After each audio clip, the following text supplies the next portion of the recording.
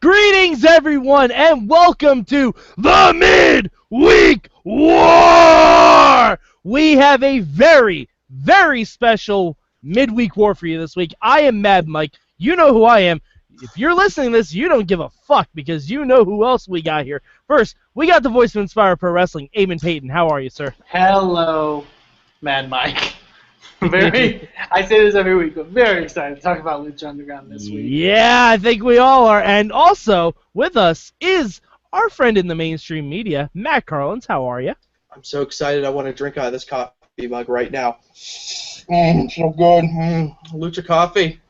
And our very special guest, the co-executive producer of Lucha Underground, El Hijo del Cueto himself, Chris DeJoseph. How are you, sir? I'm great, man. How are you guys? Oh, Thank you for having me back. I am super excited to be on the Midweek War. Thank you for coming back. We are super excited to have you here. Now, it's Ultima Lucha 2, Parte 2, but we're still going to do pretty much what we always do. So, Eamon, ¿cuál es tu palabra para Lucha Underground? I think it's safe to say that my word for this week of Lucha Underground is death. That's fair. Which, like many things in Lucha Underground, has more than one meaning this episode, but we'll get to that. Alrighty. Matt Carlins, ¿cuál es tu palabra?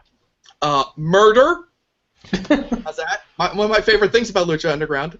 Was it a murder most foul? It was just murder. It's fine. I don't quantify it. Anyway, I can get my murder is good for me, so yeah. Alright. And El Hijo del Cueto, ¿cuál es tu palabra? Oh gosh, everybody went that route of murder and death. I guess I'll go with shattered. Shattered. Nice. Shattered. All right. Well, mi palabra is clearly extermination. and that also means something completely different than what you guys are talking about. So yeah, Ultima Lucha this week we had the big Gift of the Gods match, we had the big death match, and a few other things here and there that we'll get to. But Eamon, ¿cuál es tu bueno this week? My good for this week, for me, goes to the Gift of the Gods Championship match. That was really fun.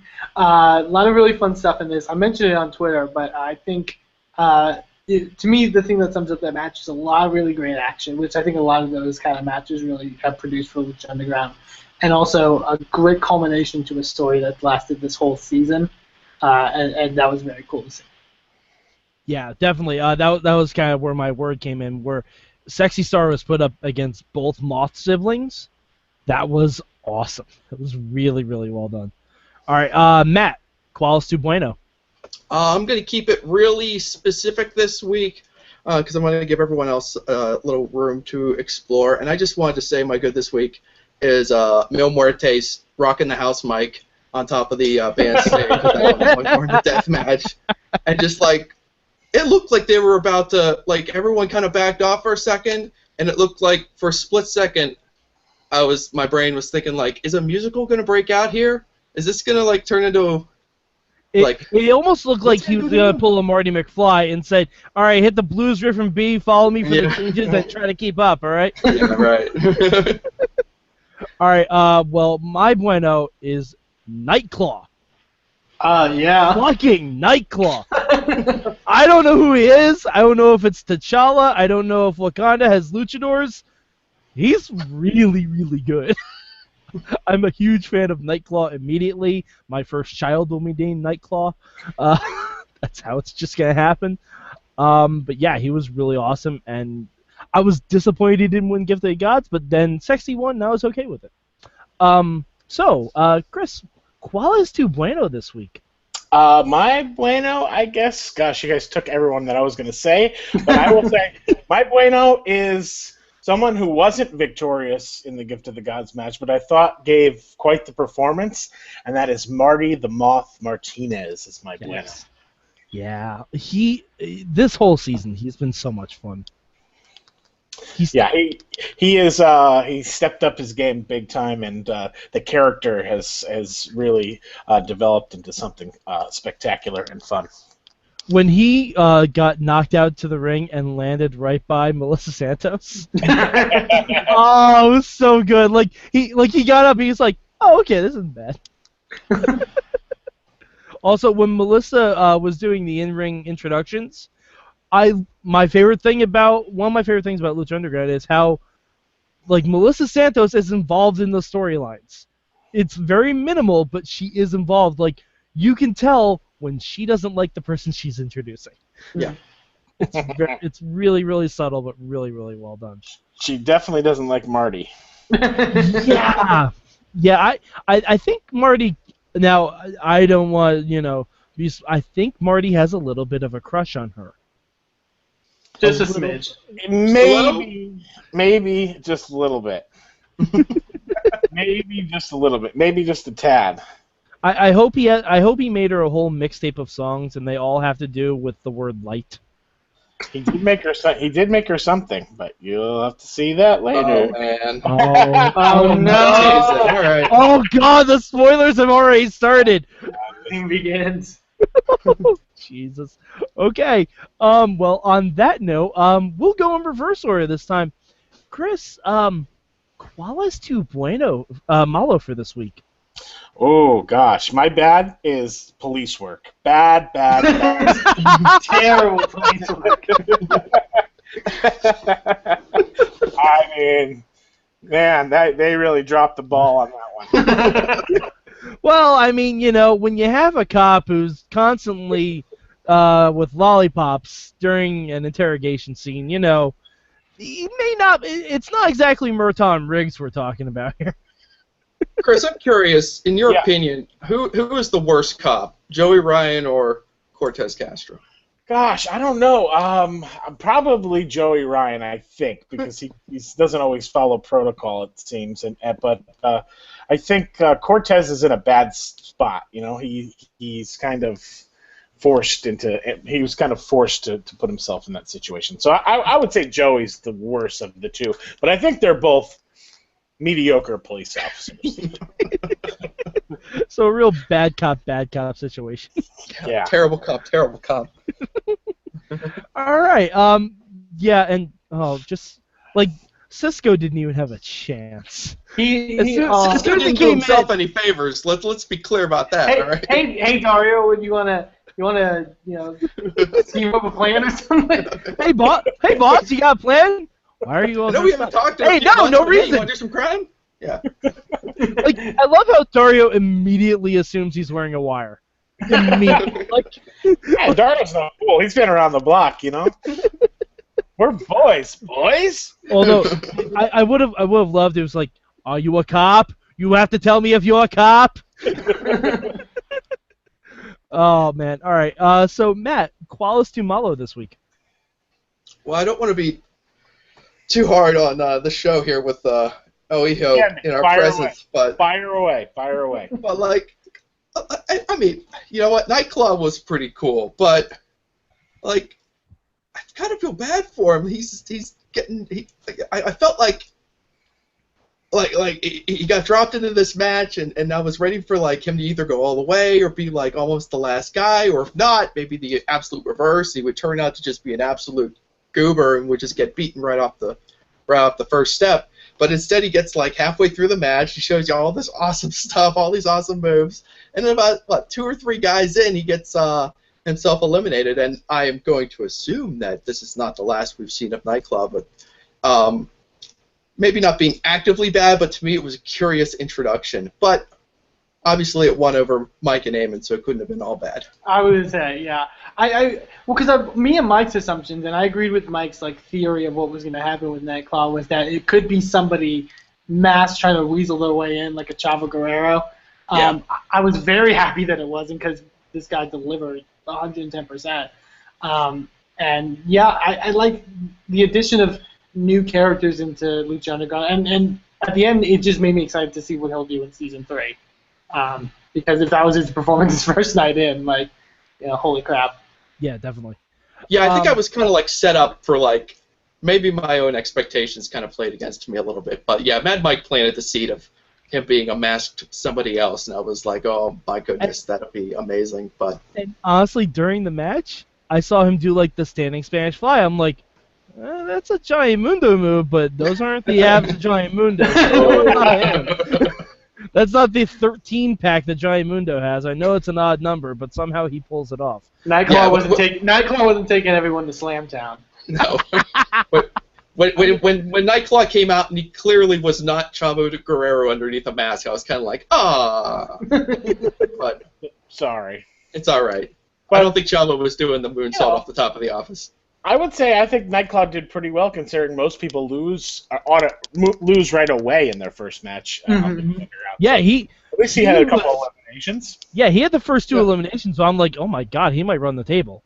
Like I thought that for a little bit because it would have made sense. And you guys do a really good thing that I enjoy, which is like when you bring somebody in, they don't automatically have to win their first match in. That happened with like PJ Black this season. I know it happened with Daga, but they still have become pretty crucial parts of the show. And unless really you're Dr. Wagner Jr., then you have to win. Yeah. Well, that's Dr. Wagner Jr. Let's come on here.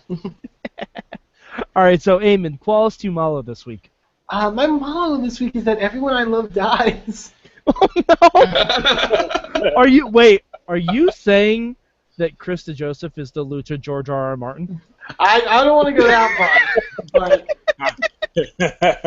but I really like. I think I mentioned it a couple times on this show. I was starting to really love Mr. Cisco, like especially in ring. Like he was getting to that another level, and like now he's dead, and I'm so sad. But that's awesome, because a fictional character has died, and I'm sad about it. So that can't be bad. Eamon, Lucha is just teaching you not to love again. Yes. It's just teaching you not to love. Don't believe in love whenever Dario Cueto's involved. All right. Well, my malo this week, I'm going to take the English word for malo and say bad medicine. Because right when Matt Striker is running down the rest of the card for the next show, he started to ask Vampiro about what's going on with the title match, and we saw all those meds get thrown out. And holy shit, what is that going to mean for next week? So, yeah. I don't know if that's going to be... But we've talked about earlier in the season about times where we suspected that perhaps Vamp was off his meds.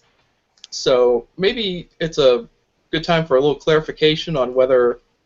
Has Vamp ever, like, in your mind, been off of his meds during this season, Chris? Or I believe at times he has been. Okay. Because he's been a little erratic at times. He's been different at different points during the season. You've seen Vamp, and then you've seen the Master. We've seen Ian, and we've seen Vamp. Yeah. So you've seen the 2 people. So I think that he has been. Like when he has the S&M torture chamber. Yes, exactly. Maybe not permanently, but I think he dabbled in forgetting to take one for a few hours. Yeah, that happens. We've all been there, right? Yes. Yeah, it happens to me all the time.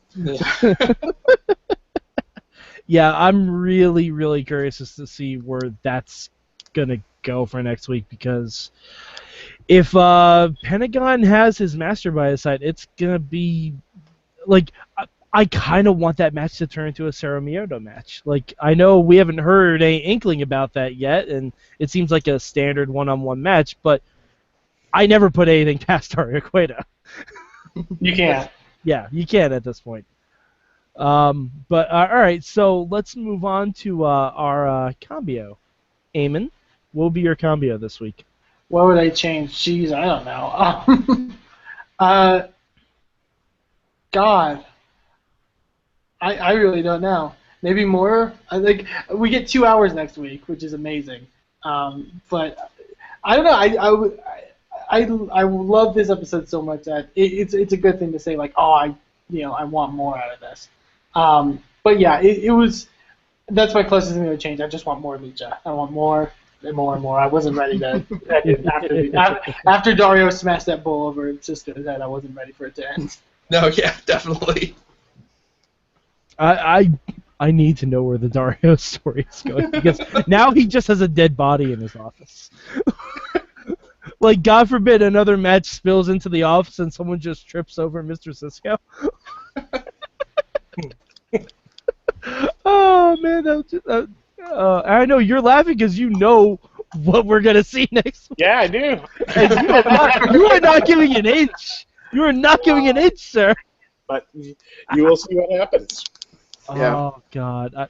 Did you hear Matt's, before we get to the rest of our combos, Matt's theory on the police raid at the end of the season? No. Matt, please. I might have been in Mexico during that. Oh, jeez. Yeah, Matt, please go into that a little bit before we hit the rest of our combos. All right. Well, okay. This just kind of popped up from my own imagination. That we were talking about how the match between Pentagon Jr. and Matanza may come to an end, and the sense that in our gut that maybe Pentagon would not be able to defeat Matanza, but maybe he would get close. And my theory that I threw out is that the combination of the backstage undercover police stuff would come to a head, and perhaps in the moment when Pentagon has Matanza down and is ready to break the arm and win the championship, suddenly the entire temple is raided by the LAPD, and like the police cars come driving in, and Joey Ryan does like a Dukes of Hazzard slide across the hood of a squad car, and they all pull out their badges, and they basically arrest everyone, and they take the entire audience into custody, and they arrest everybody, and everyone just kind of throws their hands in the air, and they run for it, and I don't know, maybe a couple guys get away, and this apparently what blew Mike's mind, and I felt bad about it. That sounds pretty awesome. It blew my mind wide open because I'm picturing like some guys on the run from the loss, like odd people get matched up in the back of squad cars, like. My mind ran away. Matt Stryker goes to jail. I mean, like crazy stuff. Like, and it's a really large. Like he's thrown in the car. He's like, "But I'm a teacher!" Like he's getting his head shoved stuff in. Like that. Fairly dangerous, dark stuff. Anyway. All right, so Matt, Flawless 2 Combio this week. Okay. Just a little change because no show is perfect, except for Lucha Underground. But anyway, I felt like I wanted like an extra layer of rules to the death match. I just wanted like, you wanted someone to be killed. Like I wanted that, like, I guess, and you can correct me if I'm wrong, but like traditionally during like a death match, the traditional death match is like a 10 count or something like that. Well, the Texas. After you go, with the Texas death match, right? I don't know how the Boyle Heights death match works, but you know. But anyway, it almost felt like whenever the pin happened, that clearly the match was over. Clearly we had a decisive winner, but I don't know. It just felt like there needed to be like one more like stamp of like win and then like win. I don't know, count to 5. I don't know, something like that. It sounds silly, but I felt like I needed my death reinforced just a little bit more at the end of the match. You need more death. It was an awesome match. You need more death. I really am into the death, you know, on the Lucha Underground, and once they start killing people off, it gets, you know, I just want more, you know. Let's just kill some more. Let's kill some more characters, Chris. Can we do that? Just yeah. Definitely. We can totally do that. Okay. So, for anyone, if Chris writes you off, at Mainstream Matt, blame him entirely. Don't worry.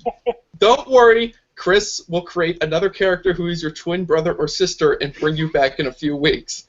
So you'll be fine. Yep. It'll be fine. All right. Let's see. I don't know if I really have a change for this week. I would have said maybe Nightclaw should win, but Sexy Star beating the Moss was just perfect. Actually, here's you need more tables under the ring at Lucha Underground, because I don't think Mil powerbombing Cuerno through all of those was quite enough. But there was one thing. I wanted more of a fall from the stage, so that Mil Muertes and King Cuerno could have literally reenacted the Lion King. I was gonna say I really like the GIF that Mike sent. Yeah, I posted a GIF last night with Scar throwing Mufasa off the cliff and saying "Long live the King," because I'm like, that works a little too well. A little. I tell you too what, well. there's an awesome shot during that death match. Right after they had kind of like come down from the stage, and like King Cuerno is really close to the camera, and you could see like Mil Muertes coming down in the distance, like all the way down the hall, and almost had this like horror movie kind of vibe, where like you could see like the monsters coming, and then you're like, run, he's right behind you, you know? Just like this awesome visual as he just like get closer and closer. Very cool. Yeah, I like that we're back to where we were in season 1 with Mil Muertes coming down the steps, and like that, because that's where his throne of death was. Mhm. I love that we got back to that a little bit. But Chris, now you were heavily involved in this episode. If you had to change something, what would that have been? Gosh.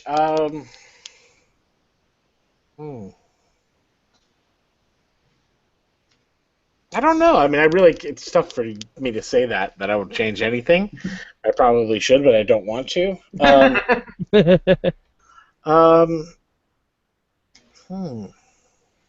I mean, maybe not even like as the producer, but like as a fan. Was there something you didn't like? I guess as a fan, if I could make that last finishing sequence with the final 3 of the 7-way a little bit faster and I don't know, I'm just a little more fluid to me. I think it might have played a little bit better than it did.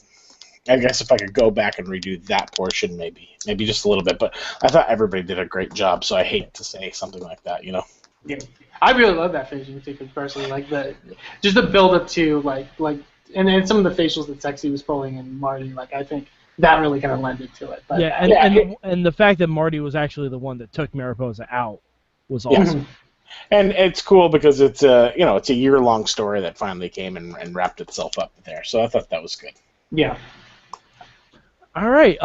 Well, now traditionally we rank the shows, and this week I'm not gonna lie, it's difficult because we did have a pretty awesome match on NXT, and the other show happened. Impact was Impact. But Eamon, where would you rank Lucha Underground this week? Ultima Lucha 2, Parte 2. Ultima Lucha 2 to me was number 1 this week. Not just saying it because Chris is here, but because I truly believe it. I will probably get more into on the other shows. I liked NXT this week. I really loved the match they had this week. But just as an overall show, Lucha Underground I think took me on more of a ride throughout, and I really, really enjoyed it. I'm so excited for next week. And very pumped. All right, Matt, how about you? I was kind of like Eamon. I was kind of wondering which way I was going to go. I was questioning whether I would actually have to say to Chris's face that Lucha wasn't number 1 this week.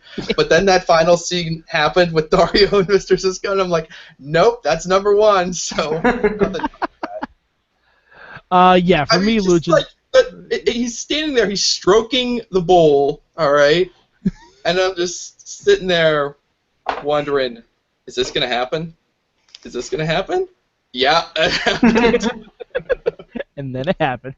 Yep. Oh, Lord. Yeah, Lucha's number 1 for me. It's funny, we're ranking a 2-match show and a 1-match show above probably a 5 or 6 match. Yeah, and with an extra hour. Yeah, with an extra hour, which it's pretty amazing. But it's been known to happen. Lucha was so good, and Sexy Star, her arc this season was fantastic. Like, from being kidnapped last year by Mario the Moth to overcoming Marty and his sister by herself, and to become the first female Gift of the Gods champion, the first female, well, no, Evilise was Trios champion, but the first female Gift of the Gods, that was awesome. Mm-hmm. Really, really well done. And of course, we all love it when people die. We all love it when people die. I mean, let's not mince words here. It's so much fun. And, it just doesn't pay to be a member of the crew, so I would watch out if I was Cortez Castro. It doesn't pay. So, Chris, just out of curiosity, where would you rank Lucha this week? Well, I'm not willing to give away my other rankings just yet, because I surprise you guys. I am going to rank Lucha numero 1, of course. Murder just takes us to a whole nother level. So I agree. Murder is greater than deletion. Yes. We'll actually get into that later. We sure as hell will.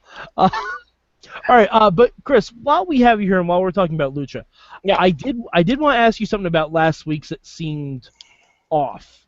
Okay. The final match between Son of Havoc and the Mac. Yeah. It was announced as a Falls Count Anywhere match, but it seemed like there was kind of like a weird thing that happened there. Was there something like, was the match originally longer or something like that, or? Yes, the match was a lot longer.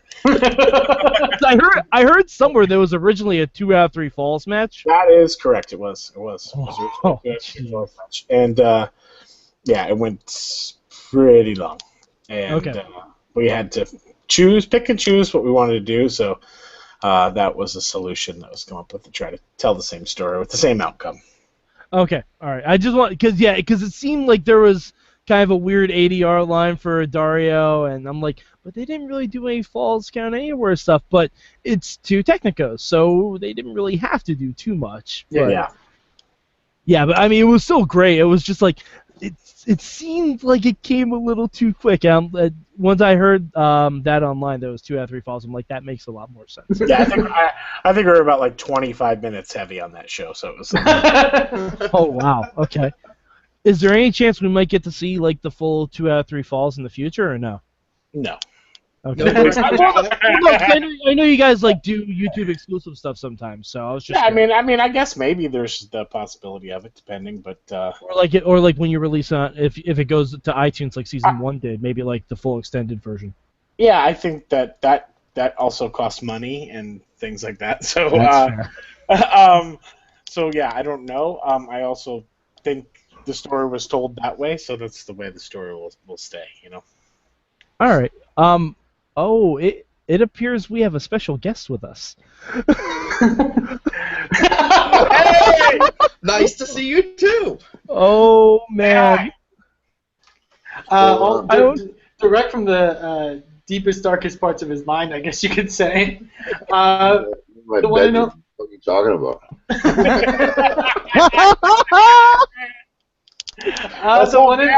The one and only Vampiro is here. What up, y'all? How are you, Vamp? Hey, you're drinking too. All right. Yeah.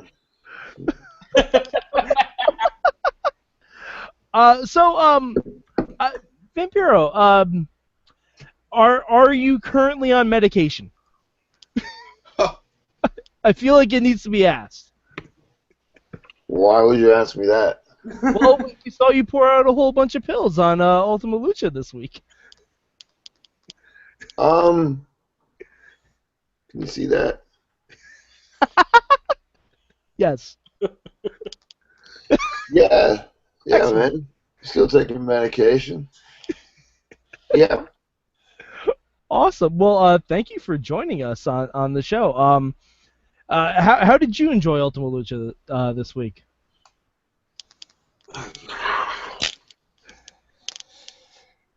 Hey, DJ, what's up, man? Hey, man, what up, man? How the fuck does this thing work? What's going on? What is this little fucking thing? We're just talking a little bit of Ultima Lucha. I'm Mad Mike. There's only 4 of us. What the fuck's going on? How does this work? We're streaming out live. We're streaming out live. We're gonna be a podcast and everything. Okay. So like, there's a lot of people listening to this and that. What? We got a good amount here. How many? I actually have the link. 1 second. I gotta let me see. Sky's the limit now that you're on. So yeah, absolutely. I probably brought in like 1 or 2 extra people, but you're probably bringing in a lot more, Bam. That's true. Oh yeah, definitely. I think when we were doing the show, it was an interesting thing, and it's weird. I'm sure other people would say, I mean, how serious is this show we're doing right now, DJ? Oh, we're not serious at all. We just don't do spoilers. It was awesome. I remember sitting at the desk, and I was doing my thing with Matt Stryker, and I remember preparing for the show, during the day, but I remember watching it live, and I was thinking to myself, from where we were the year before, and I was saying, and I said this to a few people, I wonder how we're going to outdo this, because it was pretty much the best thing that I've ever seen up to that moment. And it was just an incredible experience to be a part of it live, you know, being calling it behind the desk and having like a front row seat and being right where the people were. I was pretty envious, because I think even in my peak when I was in the ring, I could have never even done something half as good as that show. It was pretty good. It was crazy. The athleticism, the production, the whole deal, man. It was fucking awesome. Well, I mean, you had that Cerro Miedo match, so you're no slouch yourself, sir. That Cerro Miedo match was insane. Yeah, I don't know, dude. Thank you for saying that. I'm just a part of the team, right? And I still have a little bit in me, and my style is a little bit different, and it's, you know, it's been a while since somebody who has done that. But in saying that, it's certainly opened the gates for a lot of other things, right? And people are kind of, and now that people know that they can do that kind of stuff still, or whatever, if they find it in them, it's certainly coming. And I can't even put myself in on the same plane as those athletes that we have in Lucha Underground. There's something else, man. It's just another trip. Yeah, absolutely. So I have to say, I remember when we first started watching Ultima Lucha, your and Stryker's commentary was a little bit, it seemed like you guys took a little bit getting your footing, but I have to say, I think I can speak for the majority of us here, you guys have really, really gelled together nicely on commentary. You guys are like a pleasure to listen to. Oh, cool. Well, thank you for saying that. I've had a lot of coaching. You know, Chris DeJoseph, I don't know, not just because he's here, DJ, had a lot of faith in me, and he guided me, and he gave me the confidence and the trust to be able to explore that part of me. I didn't have that training. And honestly, Matt Stryker is such a pro. He's patient. He's caring. He's loving. He does his thing, and he pretty much held my hand and walked me through it. So just being around two guys like that, for example, has made me a better person and made me be able to do my job better. Plus, I love what I'm doing, and I'm learning as I'm going along, and I think I'm getting better. I'm more comfortable with it now, but I've had great people coaching me. So yeah, it's I never expected this. To be in this position, it's just great to do it. So I'm just happy to be on the team, you know. Because both you and Stryker, but particularly you, I feel, really aid to the environment of Lucha Underground. Really, what? In kind of the sense, I think back to one of my favorite moments of last season of Lucha Underground was the Angelico stage dive. And I think one of the things that kind of cemented us that moment was you leaving the commentary table to join the fans who are losing their minds. And it really, I think, is something that aided to the whole feel and the whole excitement that moment created, so to speak. What do you say, I guess, your kind of style is with your commentary? And maybe what is, like you said, what has maybe Matt taught you, or what have you kind of learned along the way?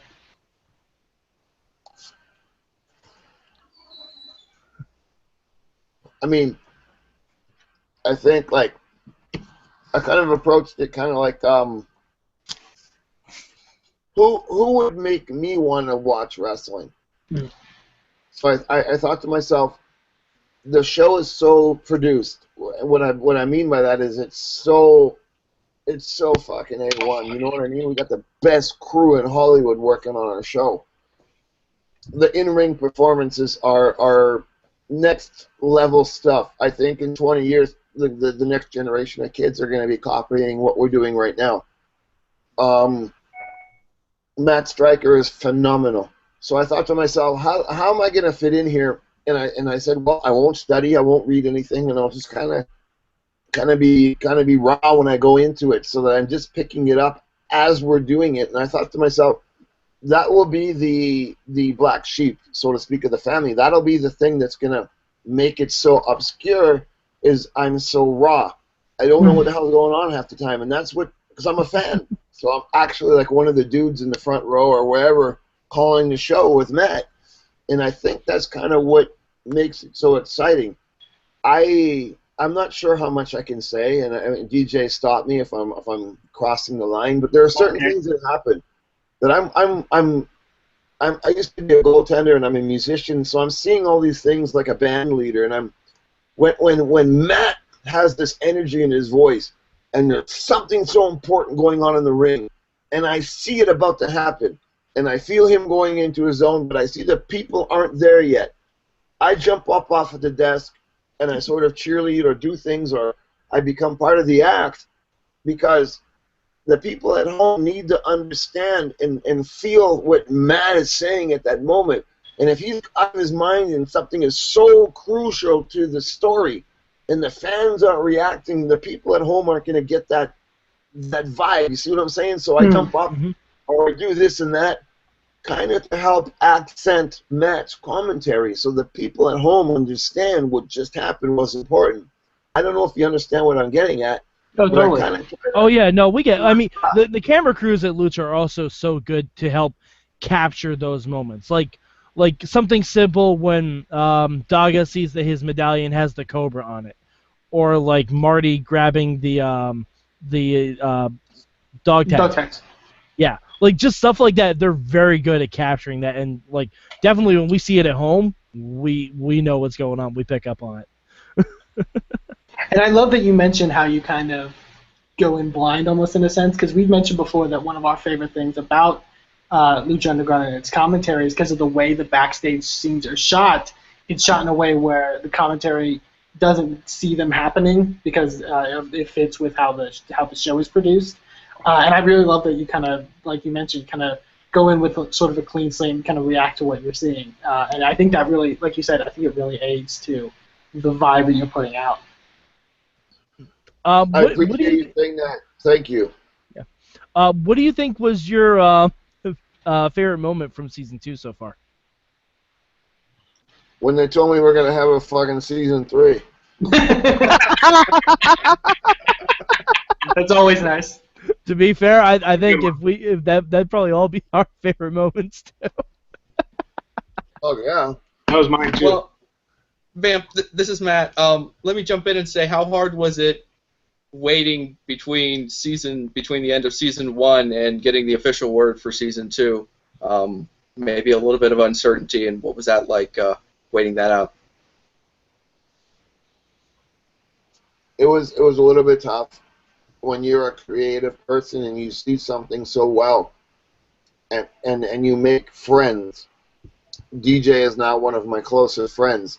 When you work with people that you love and you have this creative connection with, you want to keep doing the work because you don't really get those experiences too much in the wrestling business where you actually become very close with people.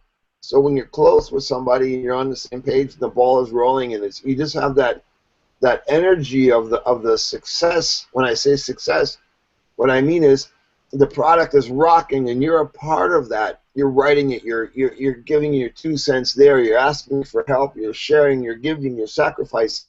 When you're in that mode, man, it's such a God-given gift. You know, it's beautiful. So when you got to go for a few months without being able to produce and be in that creative zone with your friends and family, you suffer as a creative artist. Did it freak me out or fuck me up because are we uncertain? Is it going to happen? Not really. We all kind of knew it was going to happen, but it was just hard because we were so hungry and we were so close. We did the season 1, and we knew what bolts we had to tighten. We knew how to trim some stuff off to make it really hot. So just that moment of waiting around, that was kind of the drag because we just wanted to go, man. So, you know, we were all kind of bugging each other and driving each other nuts on the phone and all that kind of stuff and trying to kill time in between. But fucking hell, man. Thank God that I'm an alcoholic. It makes waiting a lot easier. Well, you know, not an alcoholic. I use alcohol. How's that? Yeah, that works. That works. We all do. It's totally cool. How much fun was it to shoot that psychiatrist scene in the beginning of the season, where you just literally got to rip someone's throat out before it was like revealed as a dream sequence. I was so surprised that they gave me that opportunity. It changed my career. It put me back on a different level. It was insanely fun because the person that I worked with, the crew who does the vignettes, they're beyond talented. You can see it. I don't even have the right verbiage at this moment to say how good they are. But I get along very well with the head guy, Skip. He's a martial arts freak and a Bruce Lee freak and all that kind of stuff. So we have that communication. But the guy who was the doctor, Anthony, he just guided me as an actor because he's an experienced actor. So to have that experience, to have somebody teach you and it comes off great, it was awesome. How much fun was it hitting those guys and all that kind of stuff? I mean, it was great. It was cool because it's a learning experience. As a producer, you see how to position yourself and learn the cameras. The fun that I had was taking some pain pills before because I had a little bit of sore back and all that kind of stuff, so I was kind of like fucked up, and flying, and I was having fun. But one of the actors, he was all buffed up, and he was all, I'm a stuntman, I've done this and that. And I was like, oh, cool, great. And he says, yeah, I'll make sure I don't hurt you, old man, and all that kind of stuff. And I was like, oh, motherfucker. So he was the door the first time, and I fucking hit that guy so goddamn hard, it almost knocked the wall down. It was funny as fuck. He didn't expect it, right? But I knocked him out. And it was kind of like, eat a bowl of dicks. You know what I mean? It was fun, dude. I love it. What do you want me to say? So Lucha Underground has given me these opportunities to learn how to be like an actor and say lines and do all these things. It's phenomenal because they're teaching me, and I actually am pulling it off. So it was fun. Yeah, yeah, go ahead, Matt. I was just going to ask, since we're talking about actors, we should jump in and ask you this about... This is fucking DJ's interview. What are you guys doing talking about? Well, you know what? Chris can answer this one, too, because I'm curious what he thinks, because both of you guys know wrestling so well, and I'm just thinking about Dario Cueto, the actor who comes in from the outside, and I was just going to ask you about kind of how, as a wrestler, as someone who's been in the wrestling for so long, what you've thought about Dario's progression from where he was when he started and kind of where he is right now as we sit here on the cusp of the final part of Season 3. Well, I'll start with that, and I will say this. From the first moment that Luis, who plays Dario, auditioned for us, every time he came back, he kept getting better and better and better and becoming this character. So much so that I think he's just become a master of the character. He's a great performer. I think he elevates everybody else's performances. Because when you go into the office with Dario Cueto, you aren't in the office with Luis. You're in the office with Dario Cueto. And it's really kind of weird and scary, but it's awesome at the same time. And I think he's had to learn some things about the way we do things in the wrestling world, necessarily. But I think he's picked it up just fine and has adapted wonderfully. He's an amazing performer, and what an awesome character. Vamp? What? All right. What? Oh, Luis, there are not to become a professional wrestler. It's a lifetime commitment. No matter how many schools you go to and indie shows you do and whatever, and whose uncle you was famous or whatever, it doesn't guarantee that you're gonna get it. You're gonna have that little thing that clicks and makes you a successful person in sports entertainment. Luis came to the game with no experience in pro wrestling, not even as a fan. And from when he started to where he is now, I don't think there's any difference because his talent is phenomenal. The guy is Dario Cueto. The only thing that's happened is he's learned the character better for himself. You know what I mean? The guy is a natural. He's awesome. And he's a small person. He's very tiny. He's very thin. But he's so imposing when he has that look in his eyes. You're not talking to Luis. When he, like Chris said, he is Dario Cueto, and he lives it. he's such a pro that all the guys in the ring learn from him. He's so good. He's too good. The only problem that he has is he gets a little fucking excited and he improvises at the wrong time. You know what I mean? But we all do that. And I think it's been the church, for example. I think it's been really cool, especially to see him this year, because we've seen him obviously do a lot of the backstage segments where it's more of that acting role that he's kind of known for. But he's got to be a manager now, more with Matanza, and it's cool to see him sort of in that realm, and to what I think a lot of us have seen, like he looks comfortable in that role. He looks, he he's doesn't not look afraid to get his hands dirty. Yeah. Like he's not afraid to like mix it in there. Because I remember when they had the match with Mil Muertes, and Mil manhandled him a little bit. Where we're like, oh, okay, he's really going in for it. So it was just surprising, yeah. Yeah, well, look, man, the reason that this is happening because Lucha Underground was such an innovation and a little mini revolution within our industry. When we all kind of first got together, it was kind of like, what the fuck's going to happen? You know what I'm saying? We have all these major players, and everybody's so creative, and the team just clicked from day one. When you get a company like that, and it's in its beginning stages, and you have the freedom to be able to run with the ball, I mean, everybody who came to the table in the beginning was pretty much trusted with their ability. Luis was one of those guys, he was kind of like, hey man, you need to knock this out of Yankee Stadium. You don't need to hit a home run. You need to knock the ball out of Yankee Stadium. Not Dodger Stadium. I said Yankee Stadium. We need you to put this place on the map tonight. First swing. I don't give a fuck what happens. It's got to go down. And he did that. He put so much flavor into this because he was given, look at the pressure. You have to be the guy who speaks. You're the guy, even with your fucked up accent and the way that you can't speak very well on some things and you get kind of goofy and you forget where you're at. You're the guy.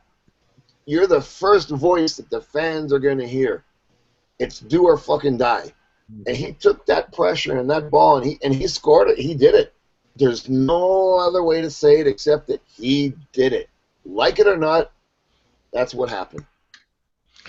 All right. Well, I think we gotta take this home a little bit. But okay. So well. Fucking guys made me create this bullshit Gmail.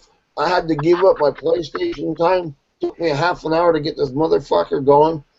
Now you gotta say you're gonna wind it down. Fuck you. Stay on the fucking thing for a while, man. Well, all right, Vamp. I'll ask you another question. What do you what else are you watching right now? Are you consuming any other wrestling product right now? Are you into anything else? No. No, not at all. Okay. No, I just for what? No, I don't. No, yes, no, I'm not. I'm aware of things. I'm trying to condition myself to pay more attention to what's going on in the industry, but we're the top. You know what I mean? There's nothing those other shit companies can teach me. They're copying us, and they're fucking that up. I'm guessing you're referring to the final deletion. What? The Matt Hardy thing. Who's that? I think we have a little bit of echo here. All right. Hold on a second. No, he doesn't really know who Matt Hardy is. Oh, okay, that's fair. That's fair. He's on TNA. Okay. So what? He was just he's been doing this thing where he's been acting really messed up and kind of very Lucha Underground oriented. So what are you trying to say about Lucha? Just so you got people are being ripped off, you guys. Okay. All right. Well, I think we're having some technical issues. But so if we can get like a 5-word preview of next week's Ultima Lucha from you, Chris, and from you, Vampiro, what would it be?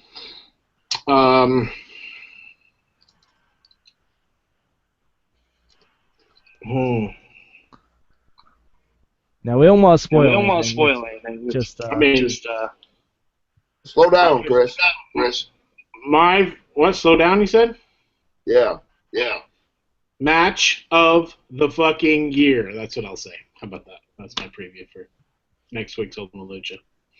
Okay. All right. How about you, Vamp? What? A 5-word preview, non-spoiler for next week.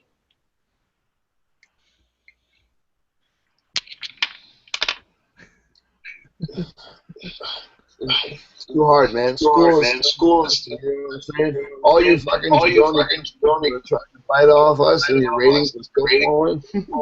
Pay attention next week. You might learn something. Alrighty. Well, thank you, Vampiro, for coming on. Thank you very much. Sorry, Chris. The fuck up. No, I love that you made it for me. I was totally tanking, so I'm glad you showed up, bro.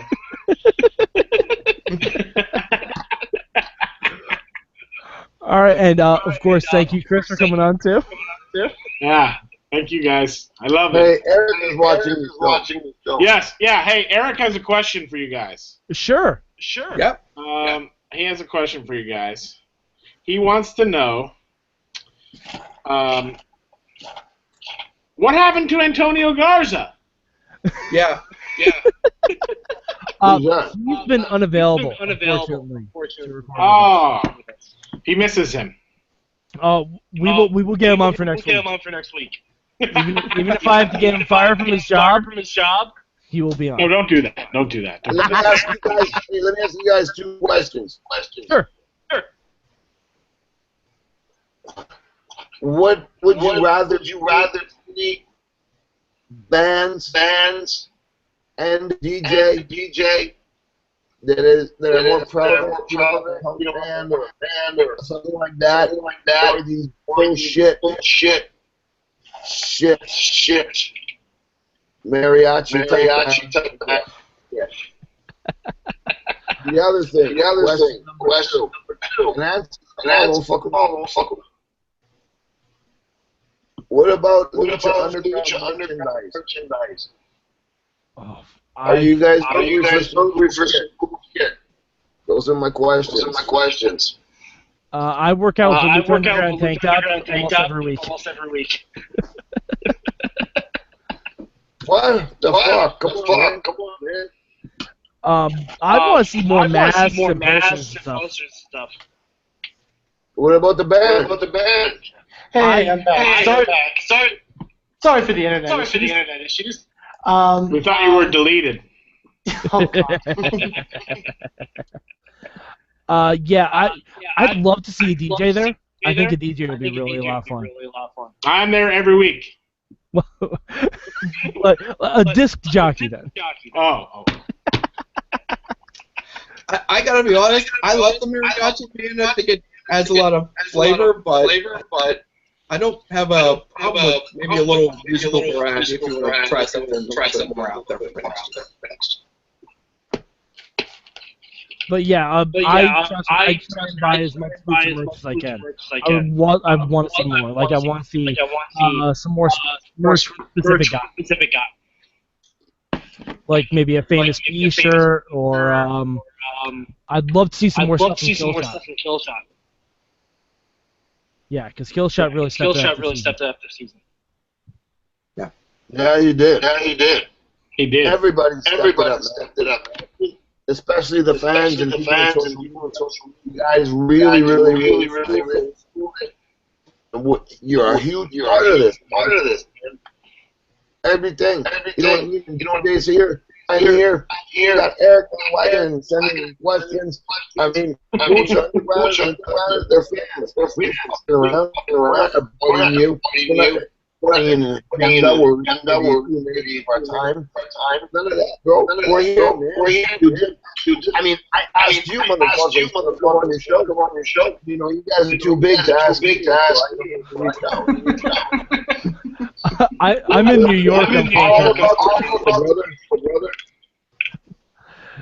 I definitely want a future taping. I live across the country.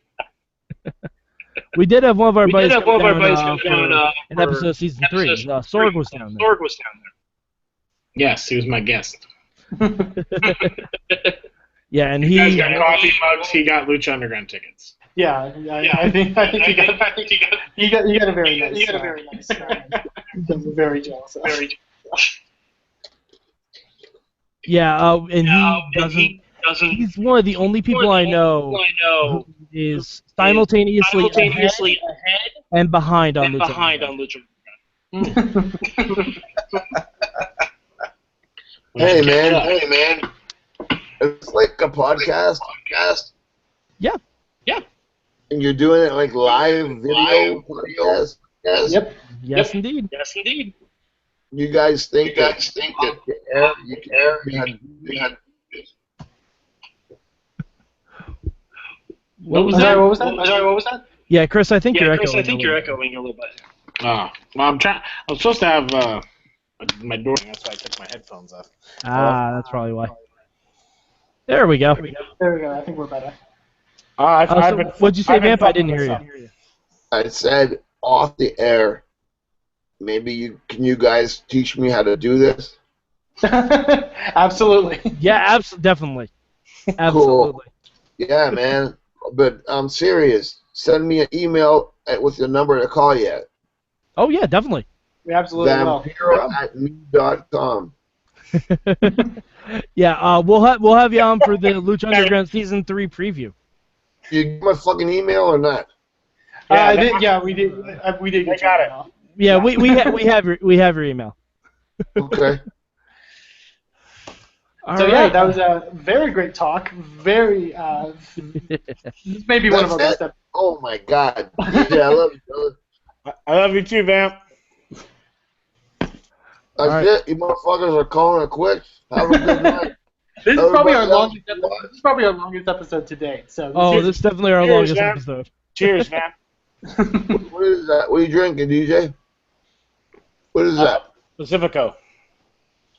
You probably drink way too many of these in your day. No. Everybody be cool, man. Thanks for inviting me on your show. Thank you very much for showing up. Thank you very much. Fucking awesome. Don't fucking leave me hanging. I expect an email from you guys. Absolutely. As soon as we get off the air. Absolutely. Absolutely. All right. Have fun. Yeah, all right, thank you. All right, you just have to close the window. He'll be okay. Don't worry. So that was amazing. That was phenomenal. I'm smiling. One of a kind, man. This was a great present. So now I don't feel sad when we have to talk about TNA in a little bit. I think for his first time in a Google Hangout, I thought he did really well. Hell yeah. Absolutely. Was on. Yeah. He was on point. All right. We are going to cut it off here for Lucha Underground. Chris, is there anything else that you want to maybe tell us, or kind of any nuggets that we can cling on to for the next couple months? Oh gosh, in the next couple months, I mean, you got to watch the 2-hour finale this Wednesday coming up. It is awesome. It features some of the best matches of the year in Lucha Underground, and lots of things will change, and our luchadors will all be set on a different course as we head into season 3, which I can promise you is even more spectacular than the first 2. Is it Wacky Races? Is it Lucha Underground Wacky Races? I'm not going to let you know. That means it could be. That's not a no. That's not a no. All right. So, Eamon, where can the people of the internet find you? You can find me on Twitter at Eamon2Please, where I'll talk a lot about Lucha Underground and various other wrestling promotions. And you can also check out the wrestling promotion I'm involved with over at InspireProWrestling.com. Our next event is on August 14th, and at that event, you can see a certain someone who actually is on Lucha Underground every week. He's in a mask, but hey, whatever. Matt Cross, a.k.a. Son of Havoc, so be sure to check that out. Excellent. Matt, where can the people find you on the internet? At Mainstream Matt with 1 T, and go to indiewrestling.us. Check out my weekly Around the Indies column. Every once in a while, a guy with a mask does some flippy things, and it's really exciting. So keep up to date with your favorite independent professional wrestlers. All right. And Chris, where can people find you on the internet if they want to try and pester you for Season 3 spoilers? You can find me at Chris DeJoseph on Twitter, and you can always follow at Lucha El Rey. And go August 14th, Inspire Pro Wrestling. Not want to miss it. Chris DeJoseph gave the endorsements, and you can't say no now. All right, and you can find me at MadMike4883 on the Twitter machine. Also, be sure I will do my damnedest to try and live tweet Lucha Underground from San Diego Comic-Con next week. Look at Mayhem Show, hit the hashtag MM. Ooh, it's going to be a hell of a show. All right. I love those hashtag MMs. I love those hashtag MMs. Thank you. All right, so for Eamon, for Matt, for Chris DeJoseph, Eligio Del Cueto himself, and for motherfucking Vampiro, this has been your Midweek War!